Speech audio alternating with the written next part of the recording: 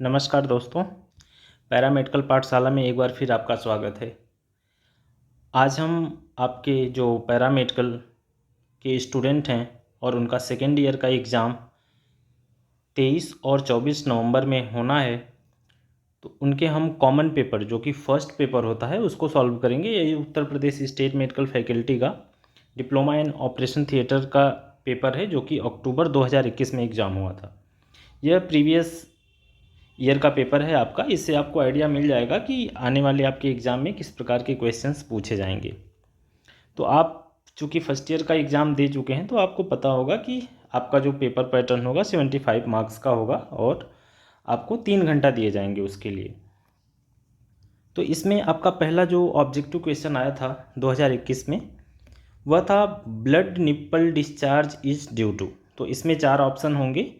तो पहला है इसका कार्सिनोमा ब्रेस्ट, दूसरा है फाइब्रोइडिनोमा, तीसरा है गैलेक्टोसील और चौथा है ब्रेस्ट अपसेस। तो इसका सही ऑप्शन जो है आपका ए होगा, जो कि कार्सिनोमा ब्रेस्ट है, क्योंकि इसमें ब्लड की बात कर रहा है।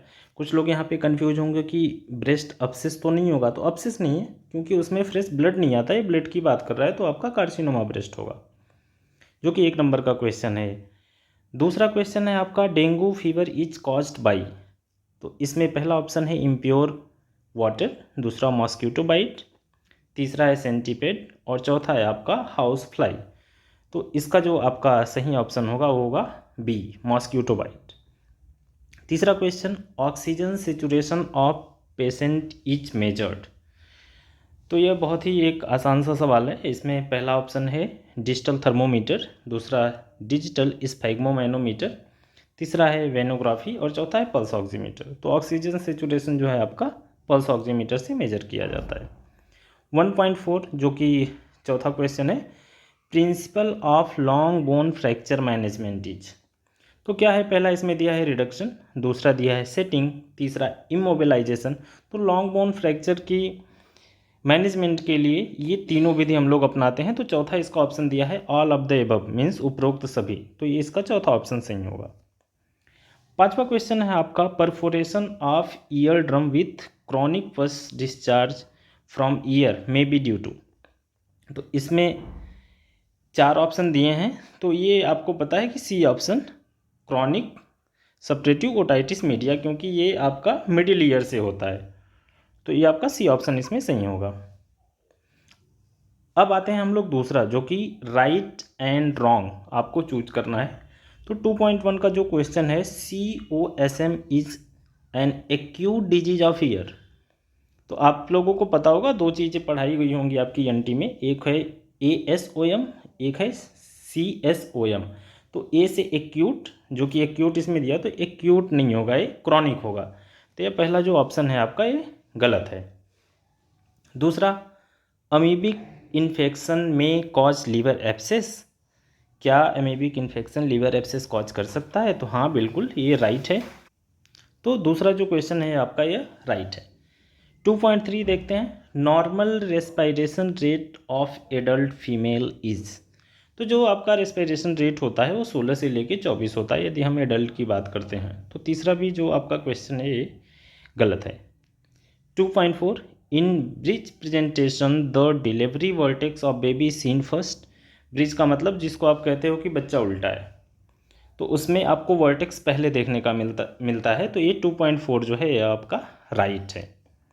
अब 2.5, bile is secreted by gall bladder. तो यह क्वेश्चन जैसे ही लोग पढ़ते हैं तो उनको ये लगता है कि हाँ, गॉल ब्लैडर से ही तो निकलता है, लेकिन यह क्वेश्चन आपका गलत है। इसमें सीक्रेट की पूछ रहा है, सीक्रेट होता है लीवर से, जबकि गॉल ब्लैडर में इसको स्टोर किया जाता है। तो 2.5 जो है आपका यह गलत है। अब आते हैं तीसरे नंबर पे 3.1। इसमें फिल इन द ब्लैंक्स है। तो पहला क्वेश्चन है आपका BLS स्टैंड फॉर। तो आप सबने BLS की ट्रेनिंग की होगी, BLS आप पढ़े होंगे, जो कि है आपका बेसिक लाइफ सपोर्ट। दूसरा है full form of ATLS। ATLS का फुल फॉर्म क्या है? तो यह है आपका एडवांस ट्रामा लाइफ सपोर्ट। तो इसमें जो फिल इन द ब्लैंक्स है इसमें भरा जाएगा एडवांस ट्रामा लाइफ सपोर्ट। अब 3.3, sterilization by autoclaving is done at, कि तो कितने डिग्री सेल्सियस पे करते हैं, तो जो इसका आप लोग पढ़े भी होंगे 121 डिग्री सेल्सियस पे इसको करेंगे।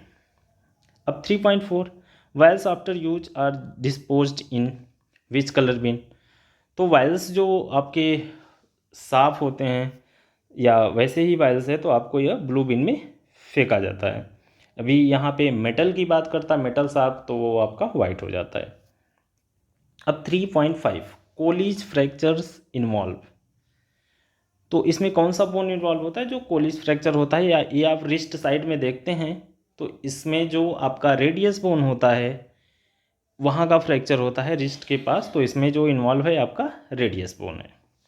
तो यह तीन जो आपके ऑब्जेक्टिव, दूसरा ट्रू एंड फॉल्स, तीसरा जो है आपका फिल इन द ब्लैंक्स, यह एक एक नंबर का क्वेश्चन जो कि 15 नंबर का क्वेश्चन है। यदि आप अपने सब्जेक्ट को प्रॉपर पढ़े होंगे तो यह क्वेश्चन बहुत आसानी से आप कर ले जाएंगे। अब आते हैं हम लोग शॉर्ट नोट वाले जो क्वेश्चन होते हैं। इसमें भी 6 क्वेश्चन आपको दिया होगा जो कि 4 करने होंगे और प्रत्येक क्वेश्चन 5-5 नंबर के होते हैं। तो पूरा जो है चौथा जो सेक्शन है पूरा ये आपका 20 नंबर का होगा, पर क्वेश्चन 5 नंबर। तो पहला है आपका गायनी से क्वेश्चन LSCS, यह है आपका लोअर सेगमेंट सिजेरियन सेक्शन। तो इस लोअर सेगमेंट सिजेरियन सेक्शन पे आपको शॉर्ट नोट लिखना है। तो आप लोग प्रिपरेशन किए होंगे इसमें लोअर सेगमेंट सिजेरियन सेक्शन पे आप शॉर्ट नोट लिखिए, और मेरा ऐसा मानना है कि जो शॉर्ट नोट होते हैं उसमें आप कम से कम 2.5 पेज या मैक्सिमम 3 पेज के आसपास लिखिए, क्योंकि इसमें आप बहुत ज़्यादा समय लगाएंगे तो आपके लॉन्ग टाइप के जो क्वेश्चंस हैं वो छूटने की संभावना होती है। दूसरा आपका सर्जरी से क्वेश्चन है जो कि ग्वाइटर दिया हुआ है, ग्वाइटर पे भी आपको शॉर्ट नोट लिखना है। तीसरा जो 4.3 का है ये आपका ऑक्सीजन थेरेपी जो कि नर्सिंग से उठाया है। तो यहाँ पे आप देख रहे होंगे कि कोई सर्जरी है, कोई मेडिसिन होगा, कोई नर्सिंग से होगा, कोई एनटी से होगा, कोई गायनी से होगा। तो जितने भी आपके सब्जेक्ट हैं उन्हीं क्वेश्चन के मिक्सचर को उठा के जितने भी डिप्लोमा चल रहे हैं उनके फर्स्ट पेपर में, पेपर तो सबका सेम नहीं होगा, पेपर अलग अलग होंगे। जैसे डिप्लोमा इन ओटी है तो इनका अलग होगा, diploma in emergency and trauma care है तो इनका अलग होगा, डिप्लोमा इन कार्डियो का अलग होगा। क्वेश्चंस अलग होंगे लेकिन टॉपिक लगभग सेम होते हैं। तो आप जितने भी सब्जेक्ट के टॉपिक्स पढ़ाए गए हैं उनको बहुत ध्यान से एक बार रिवीजन कर लीजिए, तो ये चीज़ें आपके लिए आसान हो जाएंगी। चौथा हार्मोनल कॉन्ट्रासेप्टिव्स, तो यह आपका भी देखिए गायनी से है। 4.5 स्प्लिंट इन फ्रैक्चर मैनेजमेंट, फ्रैक्चर मैनेजमेंट में स्प्लिंट का क्या रोल है, तो कई प्रकार के स्प्लिंट्स आते हैं, मल्टीपल स्प्लिंट्स को आप पढ़िए और उसको यहाँ पे अपने शॉर्ट नोट में 2.5 से 3 पेज के आसपास आप लिखिए। 4.6 जो कि फाइब्रोएडिनोमा की बात कर रहा है। तो फाइब्रोएडिनोमा आप जानते हैं कि ब्रेस्ट की एक गांठ होती है जो कि मोस्टली बेनाइन होता है, तो उसके बारे में आपको लिखना है। अब हम लोग देखेंगे लॉन्ग आंसर। इसमें भी आपको 5वां जो कि सेक्शन है इसमें 6 क्वेश्चन दिया है और 4 क्वेश्चन करने हैं। प्रत्येक क्वेश्चन आपका 10 नंबर का होगा और पूरा मिला के आपका 40। तो ये सारे क्वेश्चन पहले से लेके 5वें तक आपको पूरा 75 नंबर को देखने को मिलेगा। तो 5.1 का है describe symptom sign and treatment of acute appendicitis. तो एक्यूट अपेंडिसाइटिस का पूरा आपको पढ़े होंगे अपेंडिसाइटिस, उसको आपको पूरा साइन एंड सिम्टम्स के बारे में और ट्रीटमेंट के बारे में पूरा लिखना है।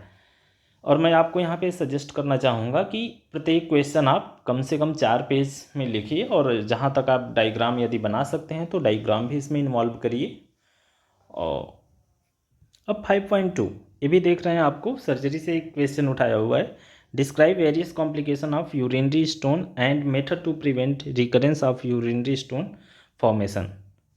तो इसको भी आपको पूरा डिस्क्राइब करना है और लिखना है। 5.3 यह describe symptoms of diabetes mellitus if not treated what complication में ऑकर। तो यह आपका मेडिसिन से क्वेश्चन है, डायबिटीज मेलाइटस के बारे में लिखना है और वो ट्रीटमेंट नहीं किया जाता जाए तो क्या क्या कॉम्प्लिकेशंस हो सकते हैं। अब 5.4 what are the type of fever and how will you do temperature charting. ये देखिए आपका नर्सिंग से क्वेश्चन है। तो आप यहाँ पे देख रहे होंगे कोई सर्जरी, कोई मेडिसिन, कोई नर्सिंग। तो आप सभी सब्जेक्ट पे प्रॉपर टाइम दीजिए, ध्यान दीजिए और उसको एक बार रिवीजन कर लीजिए, पढ़ लीजिए। अब 5.5 what are the complication of late pregnancy, ये आपका गायनी से क्वेश्चन है। यदि लेट प्रेगनेंसी होती है तो उसके क्या क्या कॉम्प्लिकेशंस होते हैं।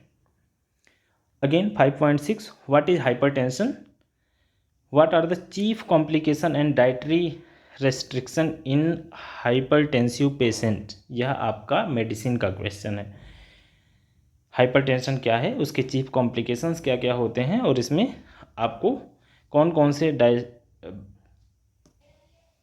डाइटरी रेस्ट्रिक्शन आपको रखना होता है। तो यह 75 नंबर का क्वेश्चन जो आपका 2021 का था आपने देखा, और इसी तरह के क्वेश्चंस आपको हो सकता हो आगामी एग्जाम में आ सकते हैं, तो आप इसको फिर से दोहराइए। मैं एक कोशिश करूंगा कि 2022 या 2020 या उसके पहले का कोई क्वेश्चन पेपर मिलता हो तो जल्दी वीडियो बना के मैं उसको अपने इस चैनल पे डालूंगा, जिससे आप लोगों के लिए थोड़ी सी मदद हो जाएगी। ऐसे ही वीडियो पाने के लिए इस चैनल को सब्सक्राइब करें और जो वीडियो यह है इसको लाइक करें। धन्यवाद।